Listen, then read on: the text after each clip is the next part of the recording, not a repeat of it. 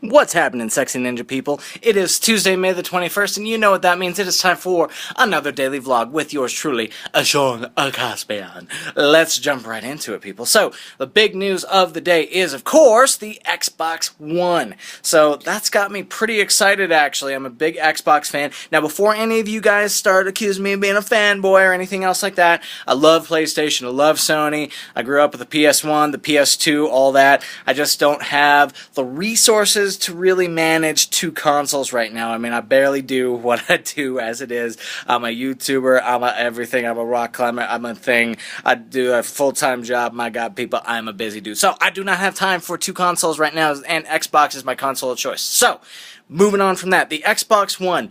Pretty exciting stuff, actually. First off, the graphics. Holy crap, guys. Did you guys see that? So we've got Call of Duty Ghost, first off.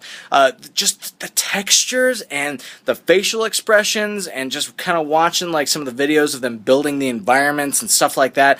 This game is going to be off the charts. I don't care if you're a Call of Duty fan or not. It sounds like they're just taking everything that they've learned in this current generation and they're just doing it to the nines in the next generation with Xbox One. So that's really, really exciting stuff. Just absolutely beautiful. I had that whole moment. You remember back in the day, guys, when you'd like watch a video game with like one of the newer generations of consoles or something, and you say, that's got to be CG. That's got to be like CG or something. You know, when CG was actually a buzzword. That's got to be CG. That's not gameplay. Well, it turns out it's gameplay. Like, it's actual live gameplay. Watching that Forza game with all the lighting effects, I mean, I swear to God, I was watching real cars. And then the sports games, the stuff through EA, like UFC and the football titles, my God, people, those almost looked like real players on the field. This is really, really exciting. They're just getting these details and the processing power down to such a point where they can actually put this stuff on screen. I mean, it's the stuff of our dreams. They're just blending reality. Excuse me, apparently that was something trying to come out at you guys. Hello. Anyways, so next item on the Xbox One list. So, the raw performance of the system looks pretty good.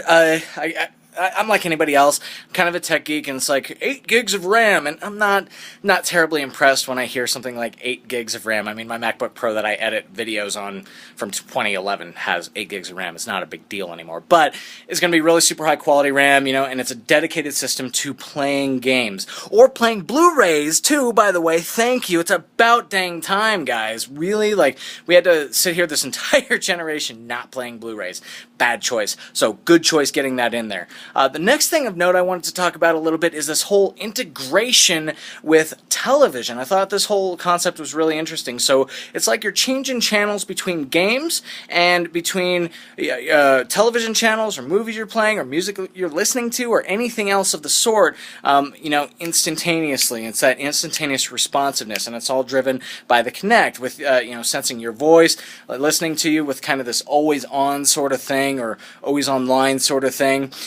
That brings me to my next topic. You know, everybody's talking about, you know, will we have a big DRM thing? Can we play games, you know, like can we buy used games? Can we trade games with friends, you know, if we don't have that special kind of code or something like that to unlock it or whatever? I honestly don't know. I did a little bit of research online, and it kind of seems like just a rumor mill right now. They didn't talk about it really during the presentation, at least the parts that I heard, because I was working during the dang thing.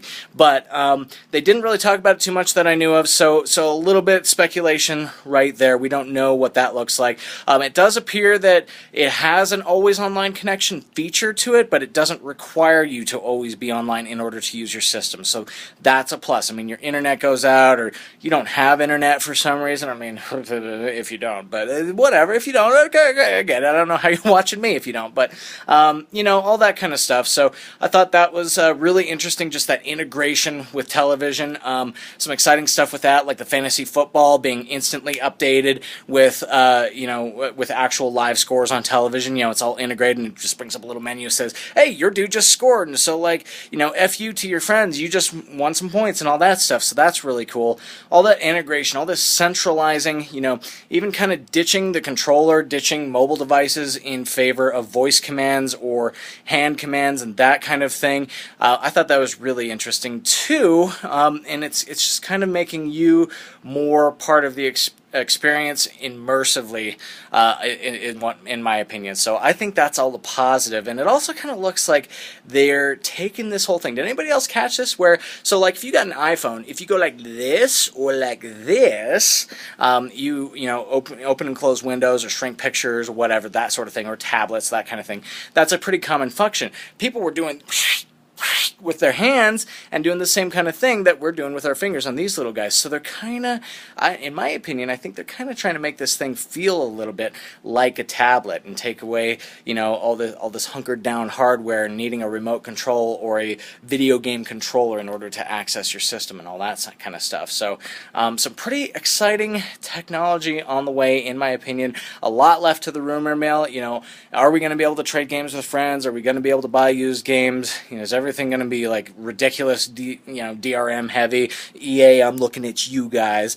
Is all that kind of stuff going to happen? Yeah, there's some rumor mills. There's this and that back and forth. Not a lot of official stuff just yet. But at the onset, from a presentation standpoint, showing me kind of what the system's capable of, especially with those demos from the sports titles, Forza, and the next Call of Duty.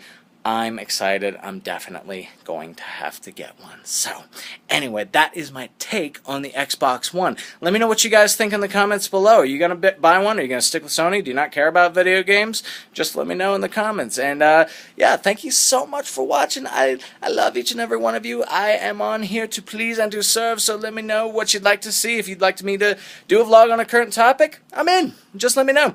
I love you guys. Arigato gozaimashita. Thanks for tuning in, and please be sure to tune into my main channel, The Shecaspy. Subscribe, like, and share, and all that stuff for new videos every Thursday and Saturday. And once again, arigato gozaimashita. I love you.